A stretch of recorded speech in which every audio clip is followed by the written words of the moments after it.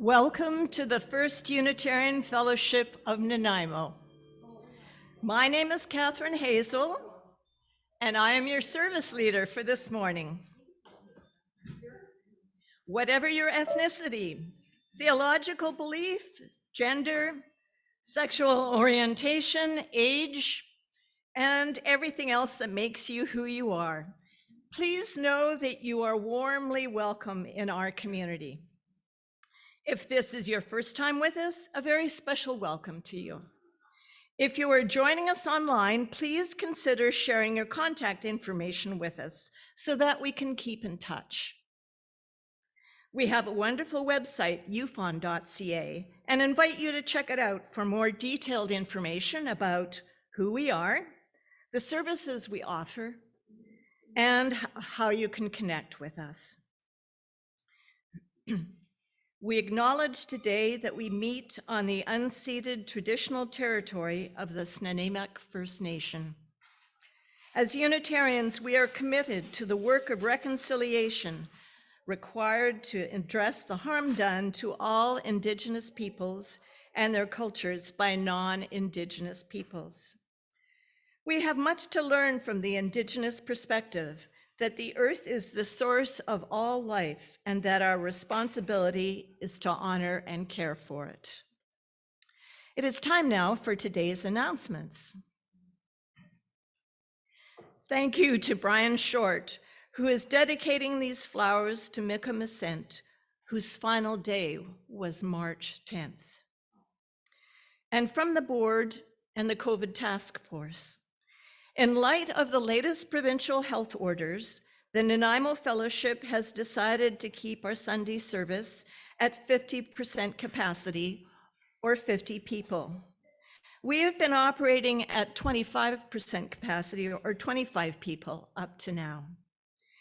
We will increase capacity as needed. We look forward to seeing you in the hall when you are ready to attend in person. We will continue to provide all services online as well as in the hall. We encourage you to take time to move at the speed of reopening that is right for you. We understand that each of us has our own level of risk tolerance, health concerns, and comfort. We will continue to encourage mask wearing, because many of our members are in the vulnerable category. Light refreshments will now be served on Sunday mornings as we have volunteers to set up and clean up. We are aware that it has been two long and disruptive years since we closed down in-person gatherings. Our reopening will not be abrupt, but gradual as we move gently into our reforming. Thank you, everyone, for your patience and your resilience. I'd like to call on Ruth Anderson, who will give us an update on our Canvas Pledge Drive. Ruth?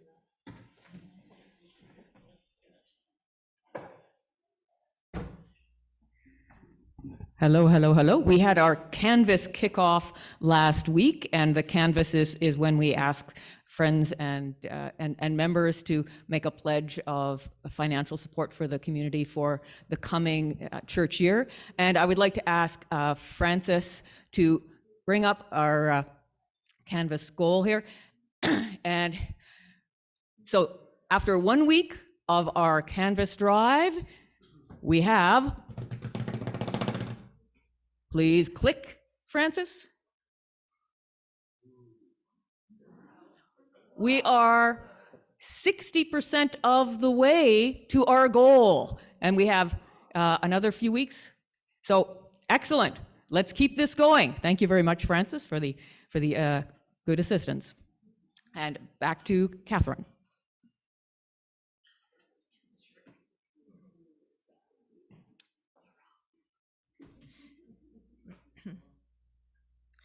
And one final announcement.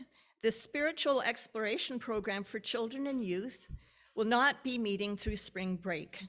The youth will meet next on Friday, April 1st, and the littles will meet next on Sunday, April 3rd. To find out about all special events, groups, and meetings taking place in the fellowship, Either go to the calendar on our website or read the weekly update email sent to you on Thursdays. Let us now enter into sacred time. Patrick, our music director, and our guest singer, Simon Paterson, will lead us into worship through music.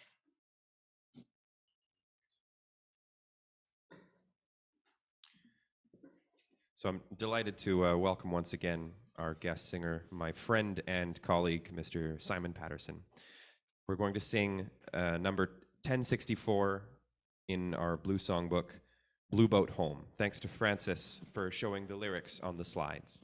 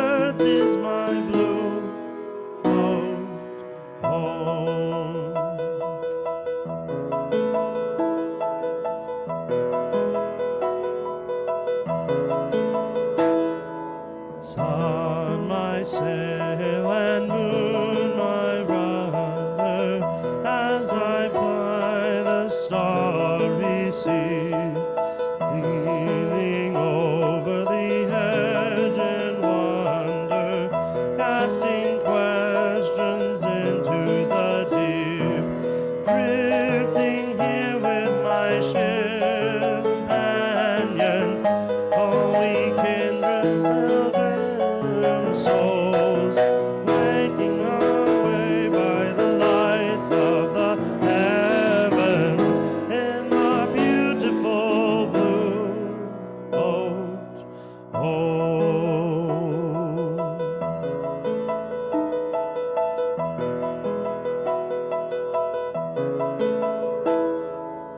I give thanks to the waves upholding me, hail the great winds urging me on, greet the infinite sea before me, the sky my sailor's song. I was born upon the fathoms, never harbor or port have I known. Wide universe is the ocean I travel, and the earth is my blue boat home.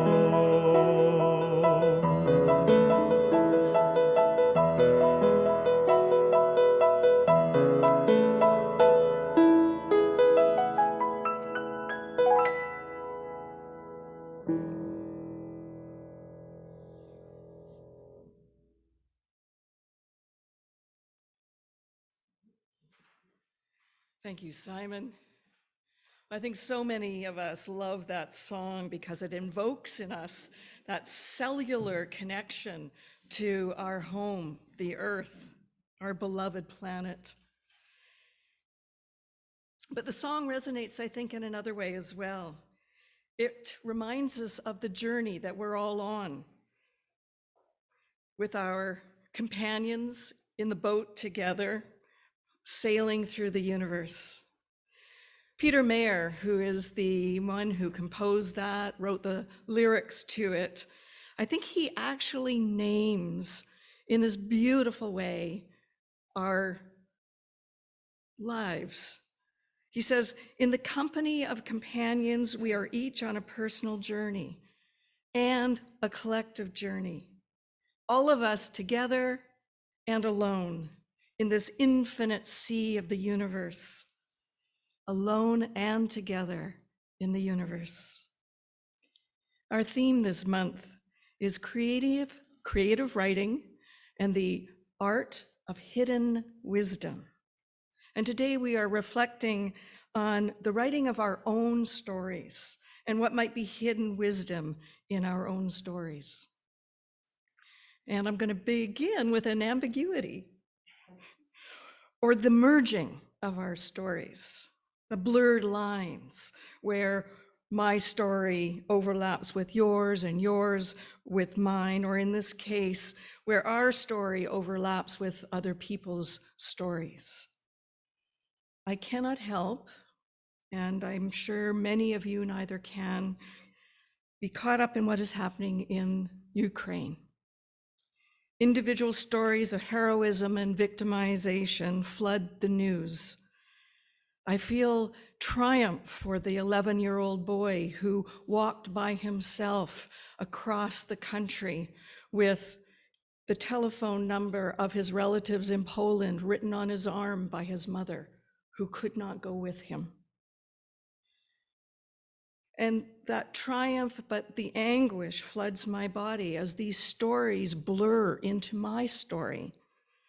The madness of the bombing evokes rage and fear in me as those atrocious stories again blur into mine. The people of Ukraine, of Poland, of Russia, the oligarchs, the politicians and diplomats, they're all companions on this human journey. They are all in this boat with us. We share a story. We cannot stop the madness, although we can mute it by limiting how much of it we take in, which I encourage you to do if it's getting too much for you. We cannot control what's happening in a different part of the world, but we can control our own lives, right now and right here. We can choose to do what we can rather than sit frozen in front of images on the television. We can send money in support of the people. We can act from kindness rather than fear in our own lives. We can choose to bless and not to curse. We can choose compassion and sing with all our hearts into the sky, our sailor's song. Let us now light our chalice. Catherine.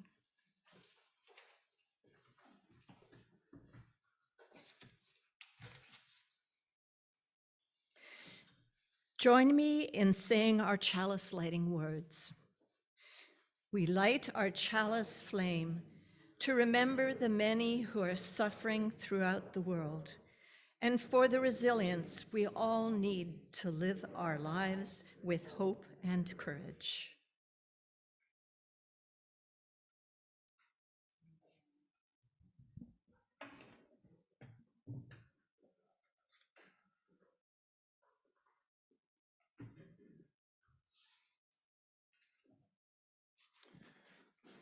Our next song is number 318 in our Gray Songbook, We Would Be One.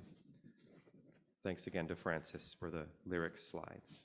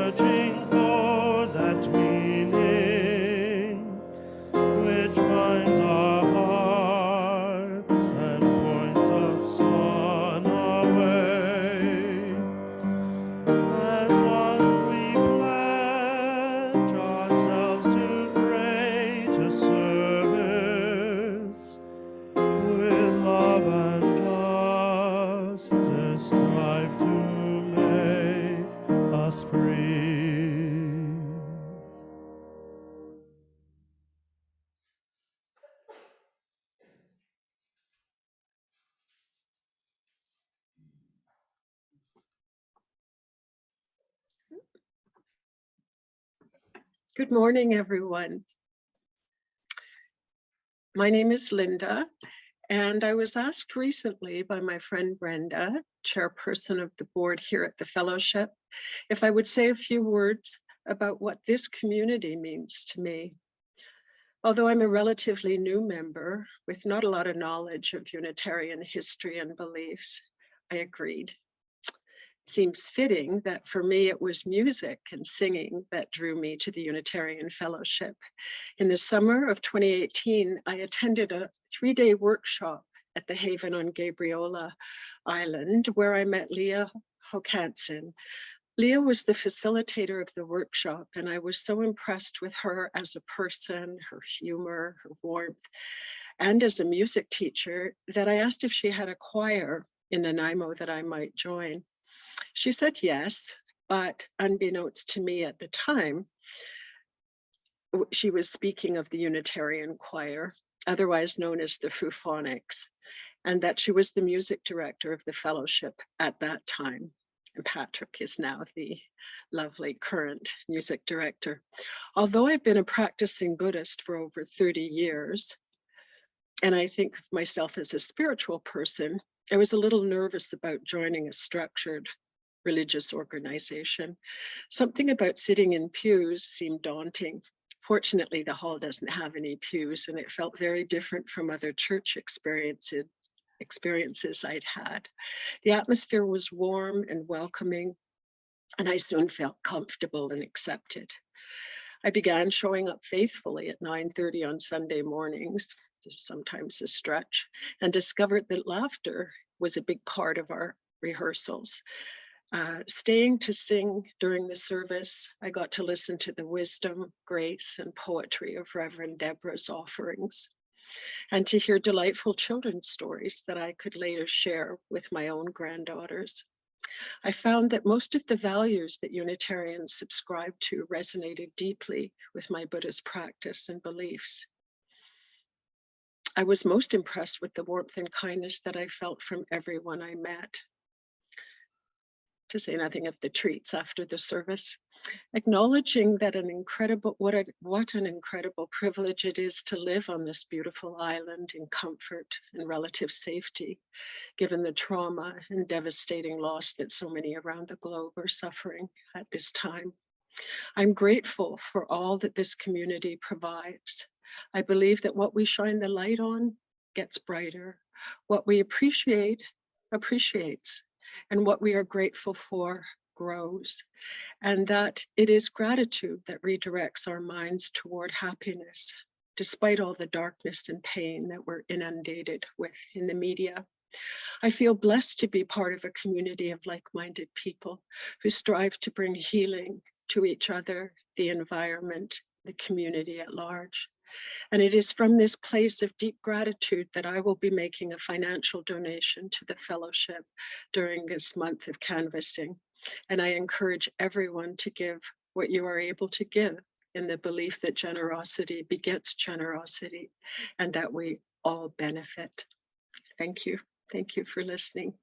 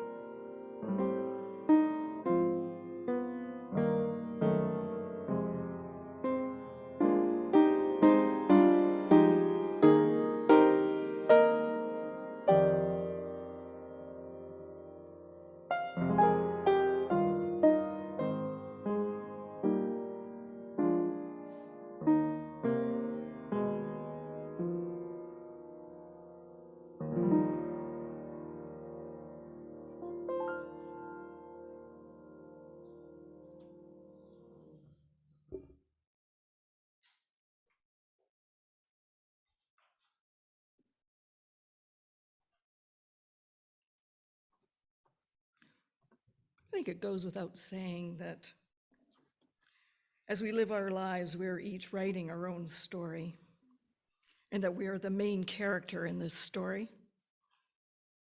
Imagine with me as I reflect on this. You are the hero of your own story. You may think, oh, I'm no hero. And it may not feel that way on some days, but who else can be if it's not you? And anyways, heroes are not always the strongest or the bravest. Think of little Frodo from the Tolkien story. He was the least likely of heroes. Small, weak, scared, but he was also determined and courageous when it was necessary, and loyal and loving.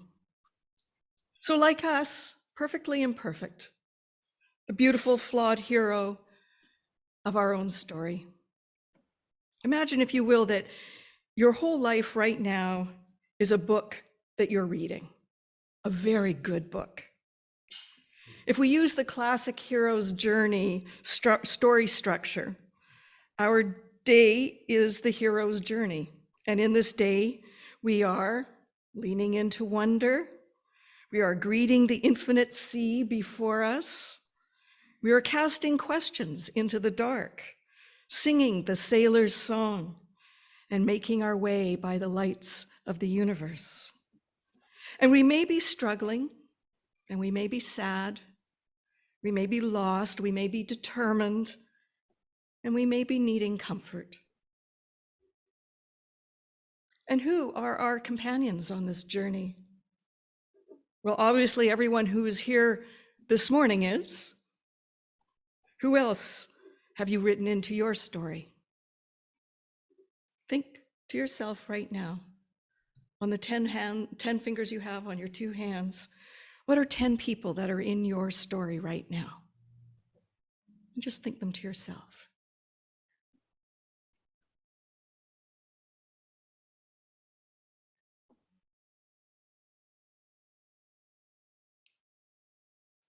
Some of those people are your teachers, your guides, your mentors, friends, to give you courage, to help you on your way.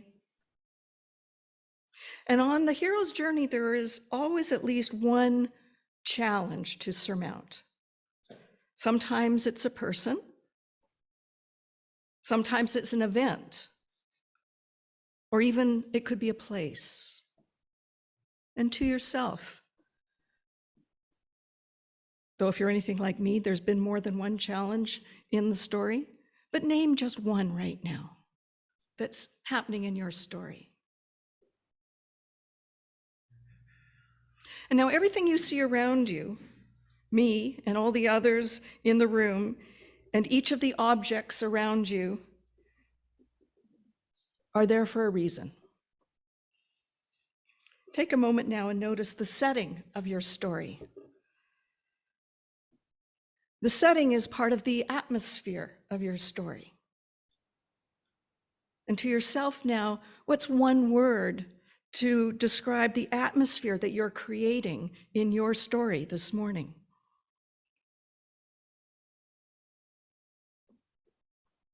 Now, is there anything you want to change about this atmosphere, this setting? You can do it. My point is that we are the creator, the creative authors of our own story. And we can make our own meaning. We can change the people in our story. We can change the atmosphere. We can bring in more light. I wish I could press a button now and up the light here. More color, I press another button and we get pink overtones and purple overtones. We can add more tension. We can add more comfort, more people, or less.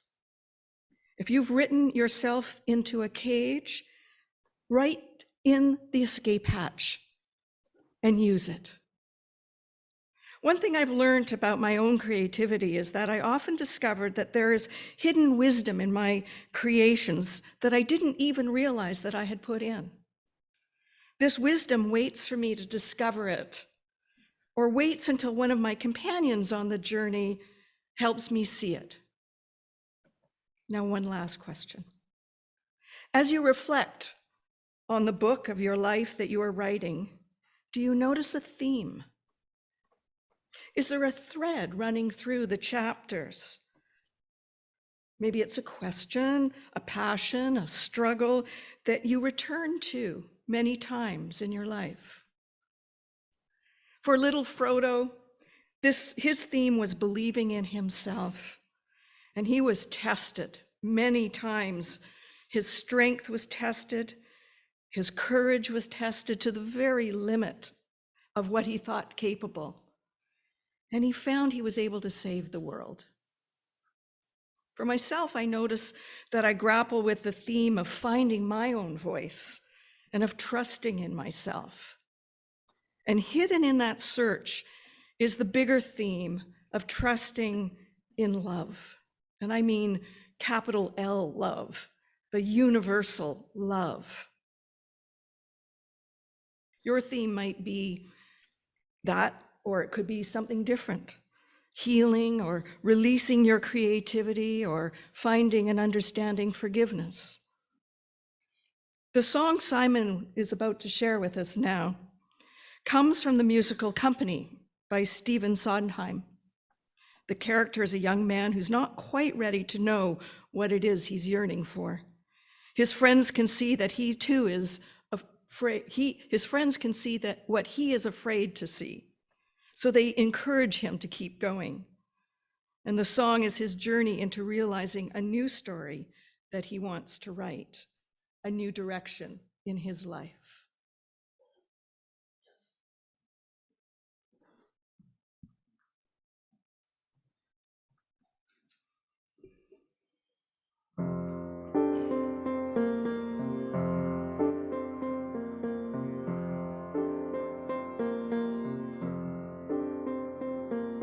Somebody hold me too close.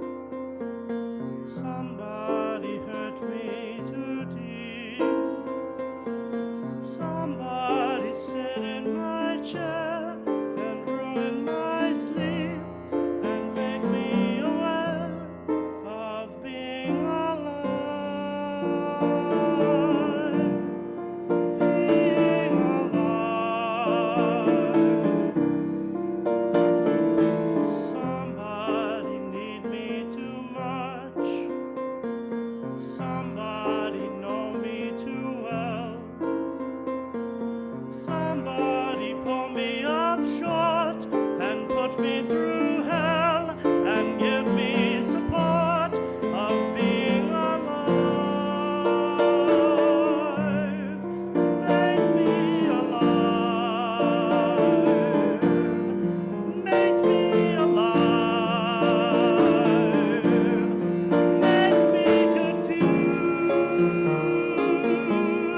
Mock me with praise. Let me be used. Marry my day. But alone is alone. But alive.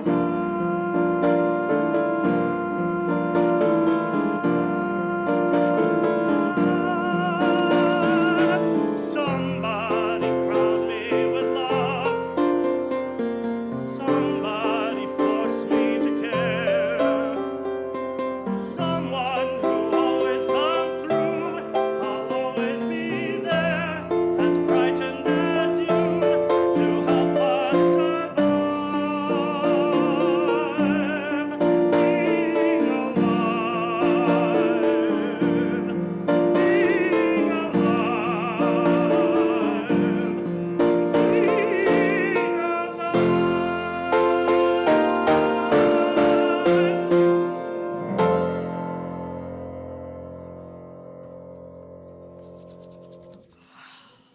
Woohoo! Yeah, let it out. Thank you, Simon. How fabulous. To hear your voice move through my body and touch my heart like that makes me feel fully alive. Oh, my goodness. It's funny how these things that we really care about, things that we really want in our lives, like the character singing about wanting to be loved and be fully alive, that there's these things that they're suddenly, or they're often hidden just slightly below the surface of our awareness. We might be able to sort of sense them in our lives, sort of bubbling under the surface by maybe we're a bit grumpy or a bit edgy, a bit sleepy, more than usual, dissatisfied, not quite content, not quite at peace with ourselves. And how do we begin to find this hidden thing that wants out, that wants us to recognize it? I know that inside each of us, there is a wise counsel, a part of us that has watched us with compassion live our whole lives, like a good friend, silently watching and caring for us as we made the decisions that shaped our lives, as we wrote the story of our lives. This wise inner counsel could tell us what the hidden wisdom is, or at least how to find it, if we're quiet enough to hear it. If we can quiet the external noises and the internal noises so that we can hear it. One reason that I go on silent retreats is in order to quiet those voices so that I can hear my inner wisdom. I imagine others might find their voice when listening to music, or golfing, or sailing, or hiking. And we do the same thing in community. In my first year with you, we had a startup workshop. It was a time to reflect and listen to each voice and hear the collective wisdom. And I heard the collective wisdom last Sunday during the service that was beautifully articulated by the Committee on Shared Ministry. The very real yet often hidden wisdom of the caring for each other that permeates this very strong and very vibrant community. Now, the personal story that I was struggling with recently was that I was failing this community who have put so much faith and trust in my work here. Why? Because I felt grumpy. I was tired. I felt empty.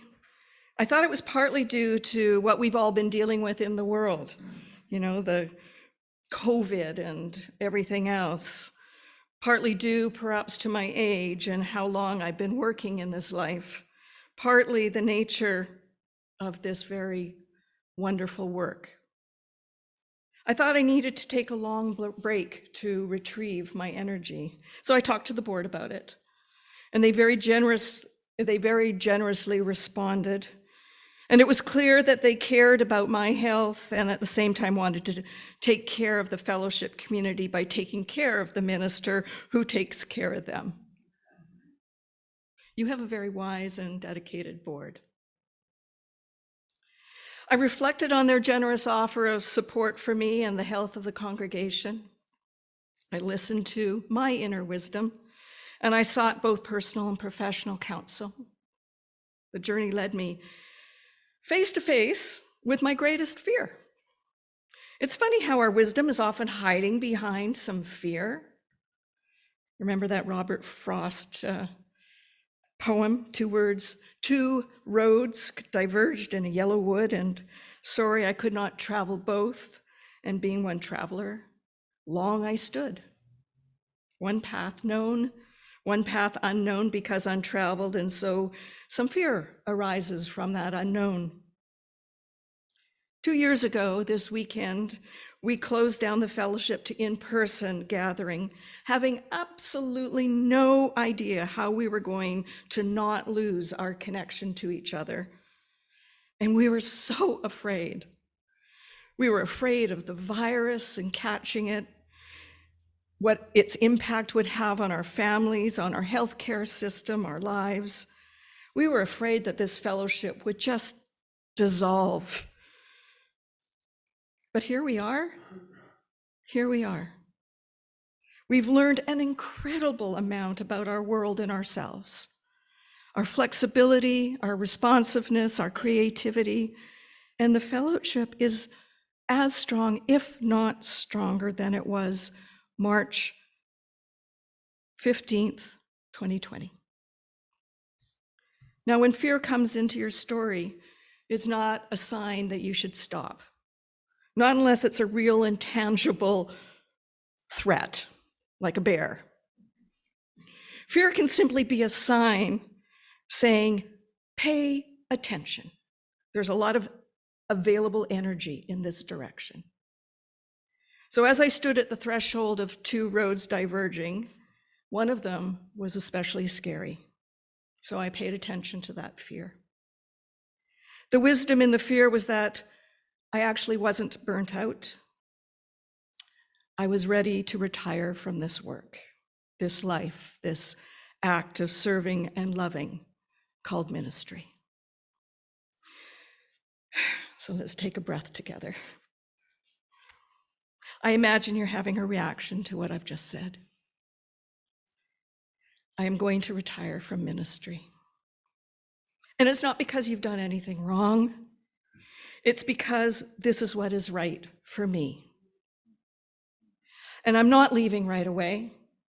In fact, I don't feel that our work is finished yet. I've made a commitment to the board that I will stay for another 12 months until the end of February 2023. And the board graciously accepted my proposal. That's 12 months from now, in which our stories will continue to overlap. And I'm going to invite Debbie Goodman now to share with you a message from your board.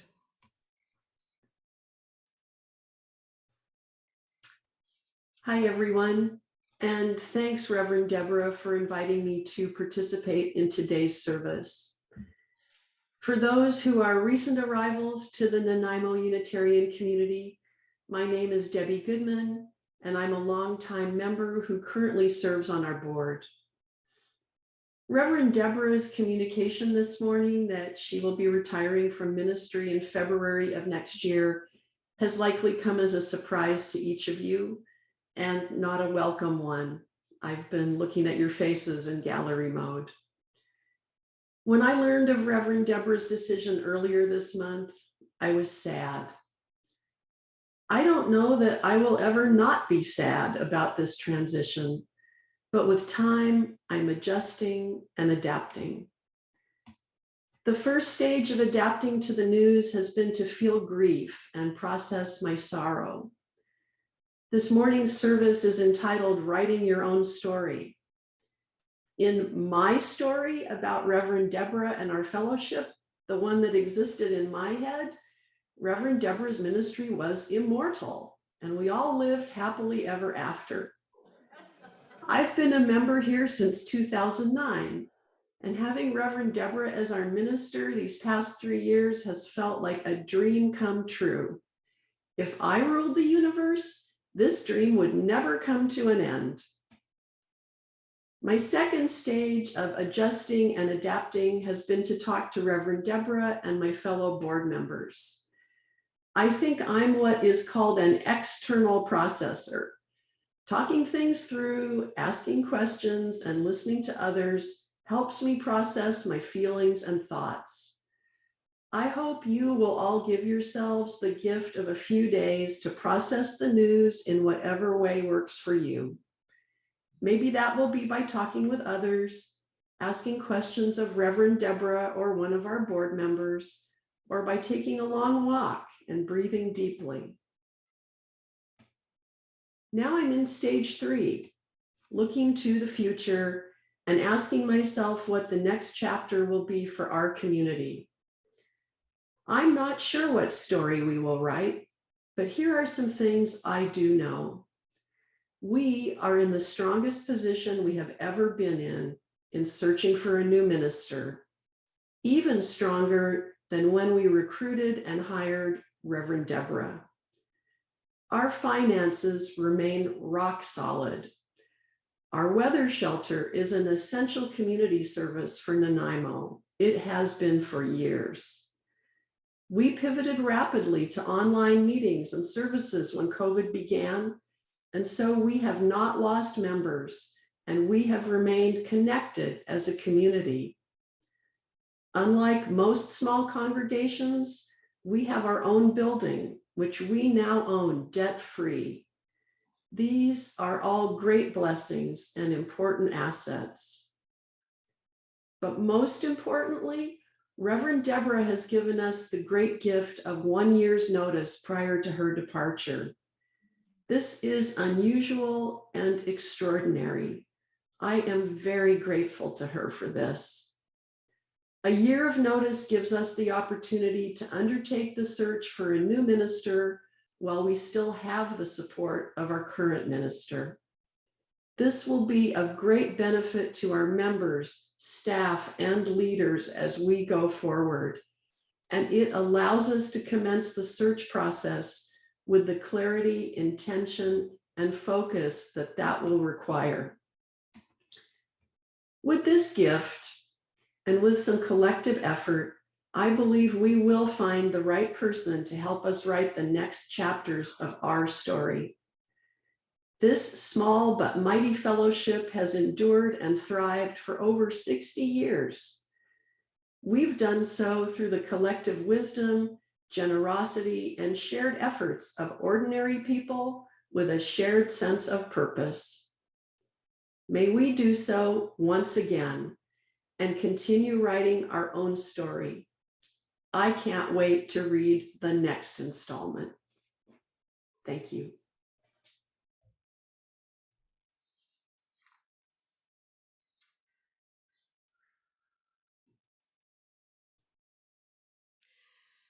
Thank you, Debbie, for your wise and inspiring words. So this week, if you would like to talk with me about my retiring, please send me an email or phone my office number to set up an appointment. If you would like to talk with me about my decision with others in a group, then there's a Zoom room set up for Thursday evening at 7. There will be a letter going out to the fellowship in the next 24 hours with a link, and it will also be in the weekly update. Of course, you can also reach out to a board member, and their contact information is in our directory. Now, I have learned that ending a relationship is one of the hardest things we humans have to do. I mean, it's easy to just walk away. Paul Simon saying there's 50 ways to leave your lover. But most of us don't find it easy to either leave or be left. Very few of us have experienced the ending of relationship on good terms, with our hearts open, forgiven and forgiving, wiser and stronger for it, even healed in the process. What I know, and the story that I would like to write with you, is a leaving story that is open-hearted and healing for everyone. We'll take our time so that we can understand goodbye as wisely as we have been learning about the practice this year of reopening. A very good goodbye is a spiritual practice, and I would like to covenant with you to do this practice together as we begin writing our next chapter. My service in 2 weeks is titled The Next Chapter, and I look forward to reflecting on what this might be with you. For now, I love you. I love you. I love you. I love you. We are good. The community is strong and healthy. The flowers are coming back into our garden, and spring is rising. That's A cue for Simon and Patrick. We're going to sing Rising Green, which is 1068 in the Teal hymn books, and the slides will be up on the screen.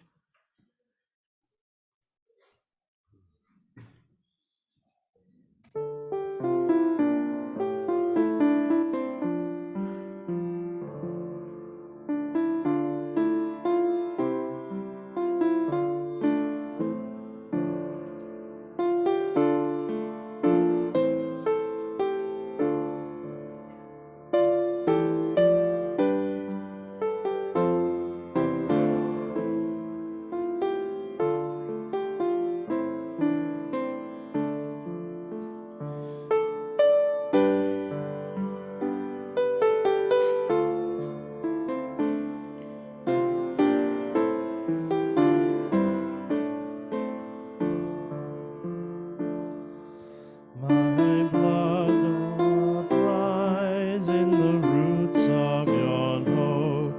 Her sap doth run in my veins. Boundless my soul like the open sky, where the stars forever have lain. Where the stars, where the stars, where the stars forever have lain. My hand hold the weavings of time without end. My sight as deep as the sea, beating my heart as the measures of cold of love's eternity. That of love, that of love, that of love's eternity. I hail the tides as they answer the moon, rushing on a far distant sand. Winging my song is the wind of my breast, and my love blows over the land. And my love, and my love, and my love blows over the land. My father carries days of the old into new. Our dreaming shows us the way. Wondrous our faith sets us deep in the earth, rising green to bring a new day. Rising green, rising green, rising green to bring a new day.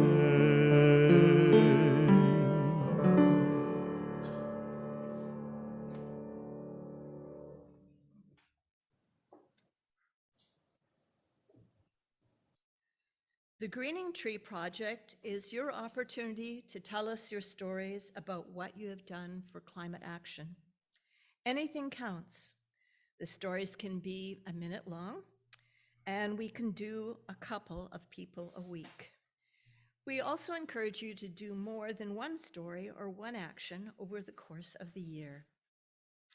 Does anyone wish to tell their story today? If so, please raise your electronic hand via Zoom or come to the podium.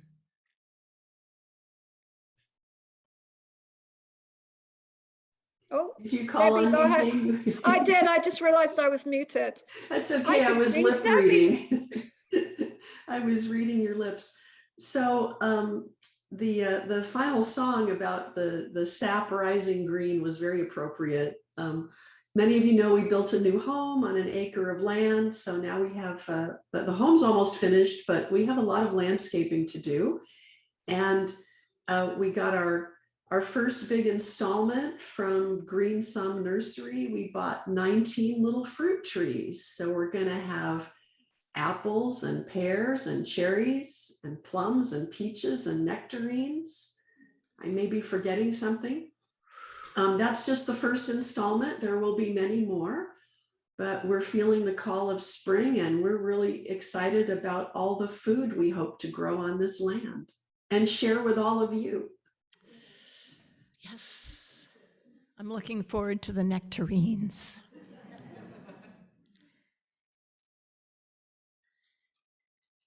And we also have Francis. Yes, thank you. So I'm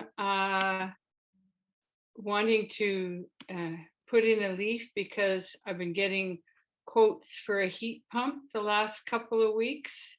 We're hoping to put some capacity to cool our place. And we thought warming and cooling with a heat pump would be better than using the baseboard heaters that we have now. We expect that will cut our use of electricity with the heating, but will add some to it for the cooling. So maybe we'll break even, but I think it'll be good. Thank you, Debbie and Francis.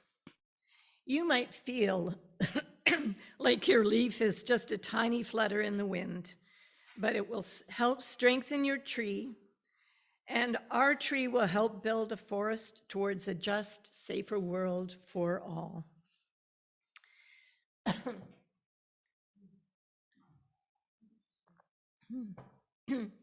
Now that we are back to hybrid services, we welcome your donations and pledges in 3 different ways. First, we have set up the Unitarian Fellowship bank account to automatically deposit e-transfers sent to info@ufon.ca. Second, you can write a check and pop it in the mail. And third, if you're in the hall, there is a basket in the back of the room where you can place your donation after the service. Our charity for January through March is the Cascadia Growth Fund, for Unitarian Universalism, which provides grants to support UU congregations in the Pacific Northwest. If you would like to donate to the fund, please note that on your e-transfer or check. We are grateful for your offering. We are nearing the end of our service. After we sing Carry the Flame, you have the opportunity to join a social group. There are breakout rooms available both online and in the hall for 30 minutes. Thank you for your participation today.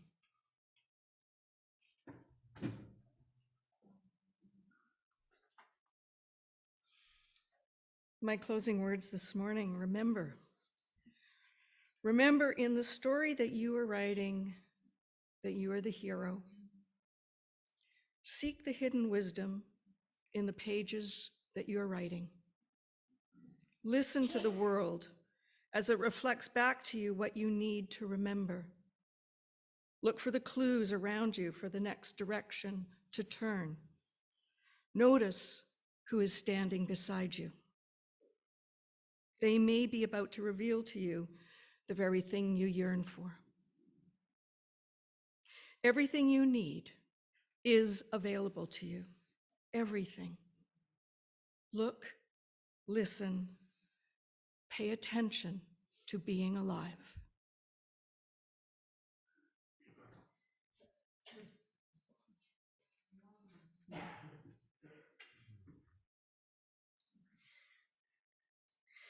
We extinguish this flame, but not the light of truth, the warmth of community, or the fire of commitment. These we carry in our hearts until we are together again.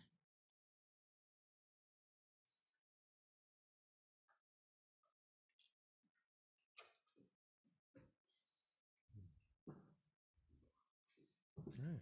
Now, please join me in singing our closing song, Carry the Flame.